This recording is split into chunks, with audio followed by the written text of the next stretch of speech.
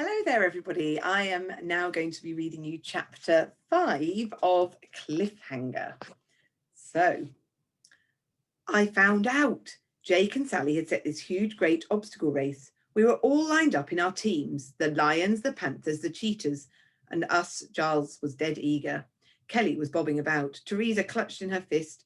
Laura and Leslie were giggling. Biscuits and I were groaning. It's not my idea of fun. It's not my idea of fun, I whispered. You can say that again, Biscuits whispered back. We kept this up all the time Sally was explaining what we had to do. It involved a lot of running, lots and lots of running. We had to run to the paddling pool and fill our buckets with water, and then we had to run with the full buckets all the way round the field to the slide, and then, still with the buckets, we had to climb up it and slide down, and then we had to run to the sandpit and stagger across with the buckets, and then we had to run to the stream, and at the other side of the water there were 4 thirsty baby big cats, desperate for a bucket full of water. Well, that's what Sally said. Can you go through it again, Sally? I wasn't concentrating, said Biscuits, grinning. Sally pretended to clip him over the ear. Giles was dead set on getting the rules right. So it's the team that fills the painted rubbish bin first that wins, yes? They're not bins, Giles, they're babies. A baby lion, a baby panther, a baby cheetah, and we've got a baby tiger, said Kelly. Doesn't it look sweet? Giles screwed up his face in disgust. I thought the bins looked good. The baby lion bin was painted yellow, the baby panther bin was painted black, the baby cheetah bin was painted beige with black spots, and our baby tiger bin looked the best, painted orange with black stripes. They all had cardboard ears and beady eyes, and the swing tops made excellent movable mouths. Jake demonstrated making them open their mouths to pant for water. Jake jumped over the stream to get to them. He's got long legs, but it was still quite a stretch for him, and he wasn't carrying a bucket of water. But there were 4 drain pipes across the stream. It looked as if we were in for a wobbly walk across, and the team that fills the bin first wins, Giles repeated impatiently, raring to go. Not so fast, pal, said Sally. The first team gets 40 points, the second team gets 30, the third team gets 20, the last team only gets 10 points. Guess who's going to be last, I muttered to Biscuits. But the crazy bucket race isn't just about coming first, said Sally, smiling. We measure how much water is in each of the bins. That's just as important. You get 40 points if your bin is the fullest, then 30, then 20, then 10. It's starting to sound like a maths lesson, said Leslie. I can't get the hang of it. Can you, Laura? It's all much simpler than it sounds, said Sally. Cheer up, it's fun. Biscuits pulled a silly face at me. I pulled one back. Giles pushed us into place. Come on, you lot, stop messing about. We're going to win, right? Wrong. Look, try, said Giles. My dad always tells me to try, I told Biscuits, and I do, but it doesn't work. Right, everyone, Sally called. Get ready. 1, 2, 3, go. We all started running. Guess what? Giles got to the pool first. Come on, you tigers, he bawled as he filled his bucket. Biscuits and I were nearly last at the pool. We filled our buckets right to the brim. We certainly weren't going to fill our baby big cat bin first, so we knew we had to bring our entire bucket full. It was hard going, running with a full bucket. We had to be ever so careful not to spill any. Some of the faster kids swung their buckets and sprinkled water all down their socks. Biscuits didn't spill any, but he was slower than ever. I jogged along beside him, proud that I hadn't spilled a single drop. And then one of the cheetahs pushed past me, his bucket banging hard into my back. I staggered and fell headlong, spilling all the water in my bucket. Ooh, all the breath was knocked out of me. Oh, Tim, said Biscuits, ever so upset. That cheetah pushed into you on purpose. He really did cheat. Giles was yelling at me from a long way off. Tim, you're so useless. I lay there still juddering. I had my eyes shut because I was trying very hard not to cry. You cheaty old cheater, I heard Kelly bellow. There was a yell and a thump and a splash. When I opened my eyes, I saw the cheetah sprawling on the ground, soaking wet. Kelly standing over him triumphantly. Hey, you'll all end up disqualified if you're not careful, Jake called. Is Tim okay? I wasn't sure. There was wet on my knees. It wasn't just the water from my bucket. I was bleeding. Maybe you better go and get them bandaged, said Biscuits. I stood up very slowly. The blood spurted a bit more. I had a truly great excuse to get out of finishing the race. I looked at Biscuits. I looked at Kelly. I looked at Laura and Leslie, who were running back to see if I was all right. I looked at Giles. He was yelling again. Come on, we've all got to finish. You can't let us down, Tim. I didn't mind letting Giles down at all, but I didn't want to spoil it for the others. I'm okay, I said. I'll run back to fill my bucket again. We'll wait for you, said Biscuits. Now, no, I'll catch you up. So I ran all the way back to the pool, even though my knees were hurting quite badly. Then I filled my bucket and started the long run again, way behind all the others, though 2 lions then bumped into each other and had to go back to the pool as well. And more came a cropper on the slide. There was a whole bunch who fought to go first and spilled all their water. By the time I got to the slide, it was clear and I could take it slowly. I didn't spill a drop. I caught Biscuits up at the sandpit. We staggered through the sand, balancing our buckets. It's like being at the seaside, I said. I couldn't half do with an ice cream, said Biscuits longingly, or an ice lolly, or a can of Coke. No, a bottle of Tizer or an ice cream soda. No, better a Knickerbocker Glory. He was off in a wistful food fancy right up until we got to the stream. Jake was swinging the bin mouths again. They're so thirsty, Jake called. They're desperate. Water, water.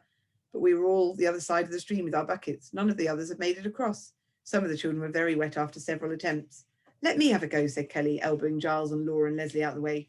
She started edging along the wobbly drain pipe, holding her bucket out.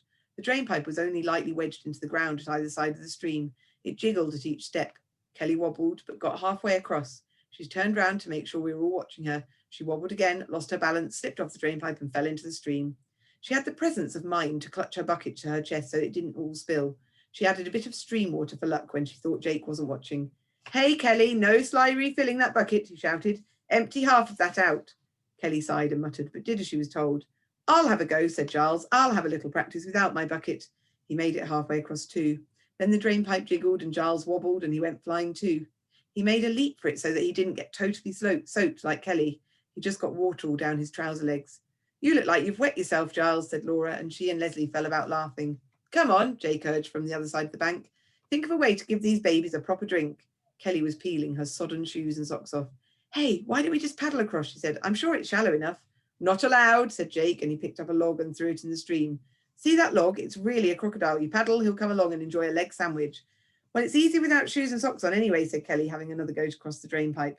She ran to show how easy it was. She slipped and fell again. Whoops, said Kelly, clambering up the bank, slightly easier. She shook herself like a wet dog and then dug Teresa out of her pocket and gave her a squeeze too. We're not too keen on this swimming lark, are we, Teresa? This is stupid, said Laura. It's too difficult, Jake. It's all right for you. You can jump across. I bet I could jump across, said Giles. Look, watch me. He took several giant steps backwards, revved up, hurtled forward, leapt into space, and soared over the stream. He staggered a bit when he landed in the mud at the other side, but he'd made it. He punched the air triumphantly, thrilled with himself. But you haven't got your bucket, said Kelly. The cheetahs were watching. Their tallest boy tried leaping the stream with his bucket. He made it to the other side, but most of the water sprayed out of his bucket as he leapt. Lots of the others had a go, without success. They're so thirsty, these big baby cats, said Jake. Try harder. We are jolly well trying, said Kelly. Think of a way of giving them their drink, said Jake. Well, we've all tried to get across, said Kelly, apart from Biscuits and Tim. She looked at us hopefully. You've got to be joking, Giles called from the other side of the stream. If Fatso stands on the drain pipe, he'll bust it in two. I'll bust you two in a minute, Piles, said Biscuits. Tim, said Kelly. There's even less point asking him, said Giles. I was thinking, it was like a puzzle game. We were all trying to do it the hard way. There had to be an easy way. And I suddenly had an idea, though I wasn't sure if it would be allowed. Well, I started, but they were all watching one of the lion girls who balanced her way right along the drain pipe. She was almost at the end, but then she suddenly wobbled and went. Ooh, said everyone. See, no one can do it, Jake, said Laura, getting cross. Jake just laughed at her. Did you have an idea, Tim? He called. He won't be able to do it, said Laura. He fell over just on the field. You try walking the drain pipe, Laura. I'm sure you could do it, said Leslie. If you can get the buckets 3/4 of the way over, then I can reach across and get it, said Giles. But you don't have to do it that way, I said. You shut up, Tim, Giles shouted. I'd suddenly had enough of being shouted at, and I really did have a good idea. Wonder if any of you can think about what his idea might be. Let's find out. No, you shut up, Giles, I yelled. Pick your end of the drain pipe up and stick it into the baby tiger's mouth. Giles stared at me going, you what? But Jake jumped up and down and gave me the thumbs up sign. I'd cracked it. Kelly and Biscuits, you hold the drain pipe this end, I said, telling them what to do. Laura and Leslie, pass me the buckets. Look, it was so simple. We didn't have to walk across the stream on the drain pipes. They were hollow inside like giant straws.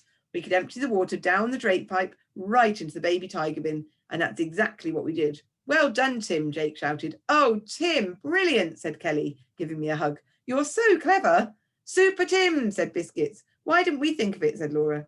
Look, everyone's copying us now, said Leslie. But we've won, said Giles, capering about. We're first to fill the bin and we've got it nearly full to the top too. We've won. Hooray for Tim. All the tigers jumped up and down and cheered, cheering me. And I jumped up and down and cheered me too. You can see them all jumping up and down. So a little bit of a change in the story there. How do you think Tim is now feeling that he's actually the one that solved the puzzle? Isn't that good for him? And we'll find out. We've got one more chapter to read just to find out how the story ends. Okay, see you soon. Bye.